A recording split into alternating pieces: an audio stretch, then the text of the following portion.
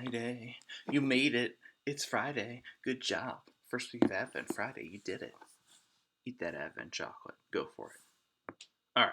Light that candle. Our final reading on education. 2 Timothy chapter 4. Another book. I don't think we've gone 2 Timothy before either. Check it off the bingo list, folks. Okay. I'm trying to diversify here. Well, this is a good one. I'll be honest. 2 Timothy, a lot of that, not the easiest to stomach, but I love this. Chapter 4, right at the beginning, verse 1. I'm going to go 1 through 5. I'm just going to read it for you. Here we go. In the presence of God and of Jesus Christ, who is the judge of the living and the dead, and in view of his appearing in his kingdom, I solemnly urge you, proclaim the message. Be persistent, whether the time is favorable or unfavorable. Convince, rebuke, and encourage with the utmost patience in teaching. For the time is coming when people will not put up with sound doctrine, but having itching ears, they will accumulate for themselves teachers that suit their own desires, and turn away from listening to the truth and wander away to myths. As for you, always be sober, endure suffering, do the work of an evangelist, carry out your ministry fully. We talked in the Bible Library series, the Timothy books are writing to a young pastor, but I would say it's a priesthood of all believers, as Luther would say. We're all charged with these letters. Teaching, again, is a central theme, right? But it's talking about a reality that I love. Verse 4. People will turn away from listening to the truth and wander away to myths. And even before that, they will accumulate themselves teachers that suit their own desires. And it brings in this topic that's very popular in late New Testament writings. That back third of the New Testament, it's constant. What is good teaching versus bad teaching? Well, one, if we learn about faith, we should be able to pick this out ourselves. In fact, I'll give you a second to think about how would you identify good teaching of God versus bad teaching of God? You don't need a theological degree. You don't. In fact, my simple litmus test, go back to the Shema. Go back to the commandments. Go back to the Great Commission. Do the teachings focus on loving God and loving neighbor?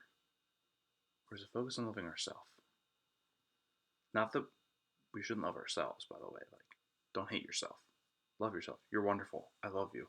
But is the focus of our faith on us and our prosperity?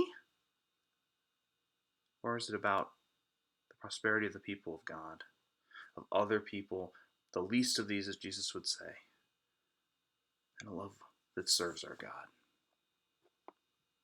That's the sound teaching.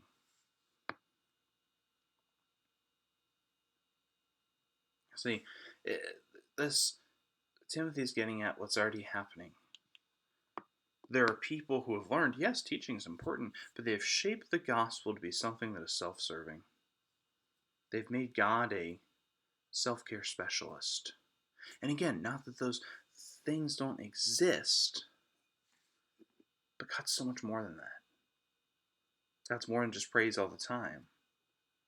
God's in all things. If we are teaching a gospel that does not teach sacrifice, right? A church that was persecuted, hello. If we are not teaching about a God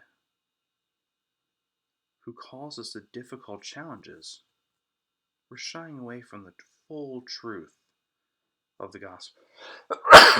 Bless me. We are shying away from realities of this world. Realities the church must face. They will happen. Years like 2020 happen. And if we're teaching a gospel that's made of fluff and feel good, we're going to miss out when the going gets tough.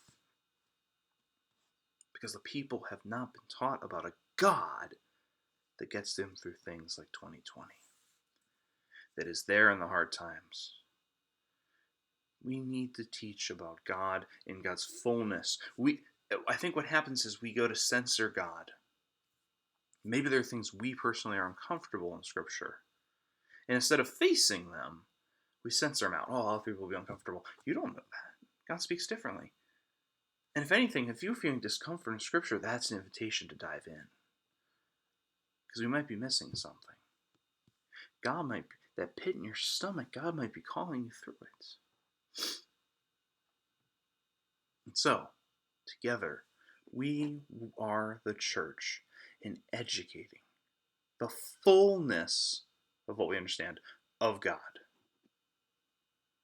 So join us in being the church. Learn in your faith, grow, help us educate, pass down the faith to the next generation. We are all continuing to grow. Me too. I'm the pastor. I don't know everything. We're all growing and learning, seeking out wisdom in our faith. I'll see you someday.